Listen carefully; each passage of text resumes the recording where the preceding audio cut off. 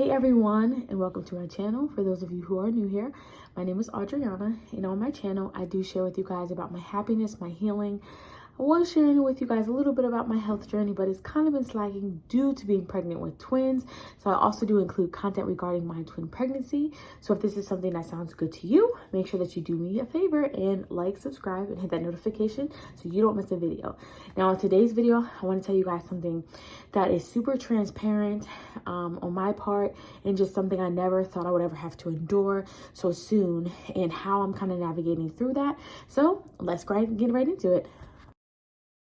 I will apologize for my breathlessness in a sense, because that's just part of what's going on with my pregnancy at this stage. I've had this like ongoing cold / nasal congestion since like the second week of December, and it kind of comes in and out.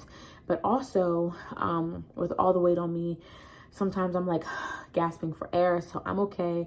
Don't worry, I'm not going to pass out. You may see me yawn as well, because I am not tired at the moment, but this usually is either my rest time or my nap time. But here I am creating content, so just wanted to get that out the way. Now, what I wanted to tell you guys also was, this video is not a bashing video. This is me being transparent. Everything I'm sharing with you has been a conversation with everyone, like the other person involved. And it's just something I felt, maybe other people need to hear this. Maybe this is something that somebody has gone through before, and they'll feel encouraged knowing like they're not alone. Or this could just be good information in case you ever have to endure it yourself. So that is story time. December 6th of 2022, we found out we were having twins. I had an appointment, I want to say like before noon, I'll just say that. And we didn't know we were having twins, never thought we would have twins. Twins don't necessarily run in our family, because when people ask me that, I'm like, well, I know my family, my grandparents, my granddad had a twin aunt and uncle. My husband, his one grandma's sister had identical twins, and I think one of their kids had, identical twins. So it wasn't like they're just all over the place. So for us, we didn't think we were in line to bear the twins, but yet here we are. So that was wonderful. That was great. We had some mixed emotions about it. Like 2, I know he wanted more. I was good with 2, but wanting more, and then like 2 at one time, and just like literally your life flashing before your eyes, trying to figure out how are we going to make this happen. So moving forward, that same day at 10 p.m. or so, my husband was called to the hospital to go and see his dad, who had a back surgery, and the surgery was a success in and of itself. However, he was having trouble recovering and waking up from the surgery. So he was there that night from about 10 to 3. And then off and on, we both were there from that Tuesday to Friday. And unfortunately, that Friday, he passed away. And it was so fast. Like it was trauma, because it was too much, too fast, too soon. He was healthy. For the most part, he didn't have any ailments or anything that would have made us super concerned about the surgery altogether. So that was very big. And we already had several conversations before saying like, wow, we never had anybody close to us like pass away. Like our grandparents are still alive. I have great grandparents that are still alive. Both of my grandparents and parents were like, we were good. So when that happened, of course, anything new, it can be a challenge. So when that happened, I was like, oh my goodness, I don't know what to do. I don't know how to react, because it's somebody so close to home. And honestly, I was like, well, me and my husband's dad, we had a, good relationship. He would call me, and, anytime my husband didn't have to be around, I'd call him, and me and my daughter would FaceTime him, and we joke around. I call him old man or bishop, and like things like that. So when it all happened, it was like, I didn't know like what to do. But the type of person that I am, I'm a problem solver. I want to help people feel better. I'm always putting people before myself. And so, that experience, I was like, I don't know what to say. I don't know how to feel. I don't know how long this process was going to be. I kind of was like more concerned that I didn't want my husband to like push away or withdraw or just get into really negative things to help him cope with the passing of his father. So I was kind of really concerned about that. And I also struggled with like being upset in a sense at first.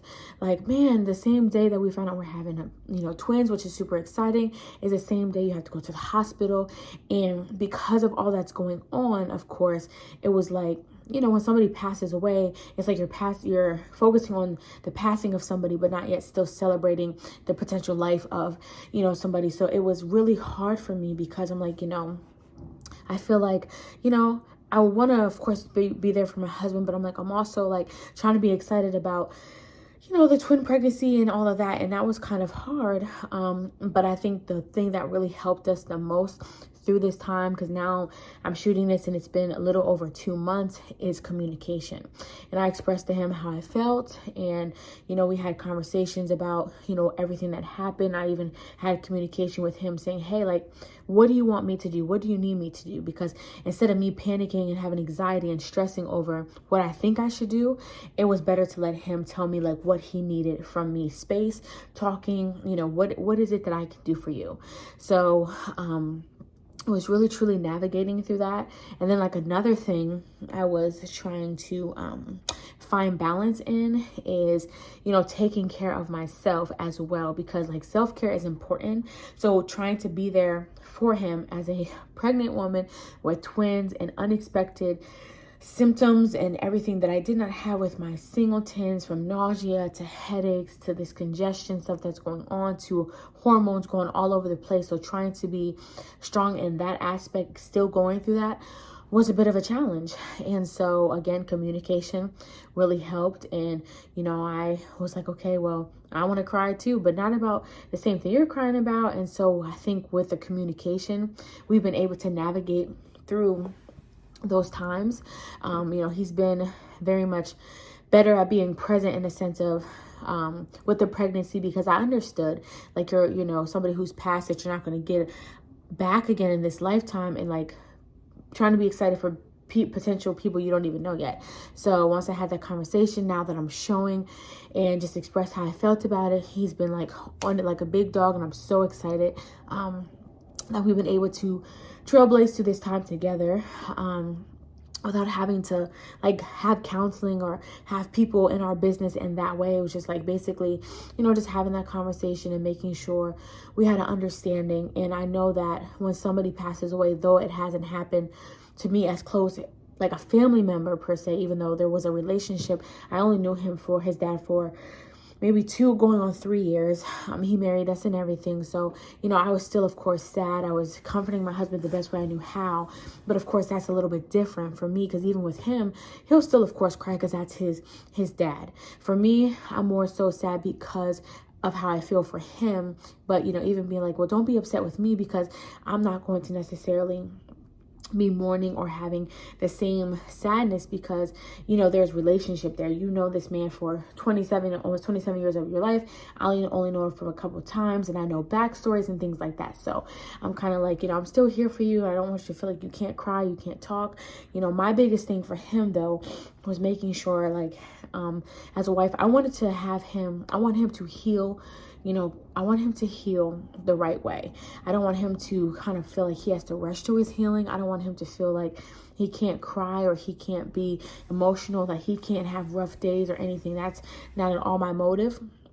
But at the same time, like I said, I do express like, today I'm feeling like really out of balance. I'm feeling really tired. I'm feeling really unproductive, and I want to be here for you. So what's our compromise? Okay, let me take a nap. Then we can stay up a little bit later and talk about it. Or, let's hold each other and fall asleep and cry together. It's always about trying to find like that compromise. So if you have gone through this before, I would love to hear, how you navigated through it, how you trailblazed through it, what you learned from it. And speaking of that, I feel like I learned in this experience to be more patient in a different way, because I feel like some people can be patient when it comes to certain things, but patient in a different way, because since I am a problem solver, I'm more like, okay, let's figure out how we can get this not like over with, but let me figure out how I can help you. Let's expedite your healing, not because I don't want to deal with it, but because I want you to get back to like that level of happiness. So I've learned to be like, you know what? This is a situation I haven't endured, so I'm not going to rush him or push him or press him to heal from something I never had to go through. So it's helping me become more patient. It's also helping me become, of course, even more sensitive.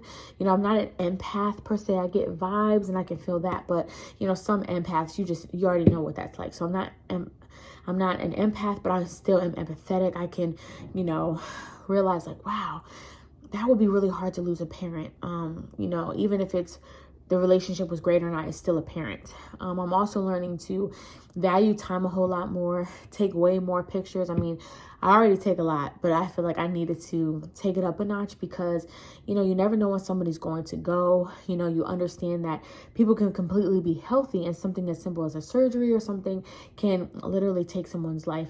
So I also learned, you know, how strong our marriage is, how great our communication skills are, how we can improve communication skills. Because though we did communicate, I realized maybe earlier on, it was hard to communicate exactly the right way and being afraid to be offensive or coming off a certain type of way. But I think that, you know, as we trailblaze and navigate it through and just continue to get more comfortable with each other, it made it a lot easier. And I don't have my husband here with me right now, but I would say that I think he's pleased with how I'm handling on my end, being pregnant, you know, having to be a stay-at-home mom with a toddler. And we all know that being a stay-at-home mom is probably the toughest job out there. I read a statistic that said the other day that being a stay-at-home mom is 98% harder than a lot of the jobs out there. So just dealing with all those things, like, I feel like he's pretty impressed and happy with how I've been able to be there for him. And, you know, every day, I take it a day at a time and just try to be as present as possible. I encourage him to cry, get his emotions out, because, you know, holding that stuff in only makes it worse. So that's basically it, guys. But again, if you haven't gone through this before, I hope you find this encouraging. I hope you don't really have to ever go through it anytime soon, but at least you know you have this video to save and come back for a reference. You can't necessarily compare your situation with mine, but you may be able to use this as a resource in the future. All right, guys, thank you so much for taking the time to view this video, and I will see you in the next one. But before I go, make sure that you like, subscribe, and hit that notification bell, and love and light.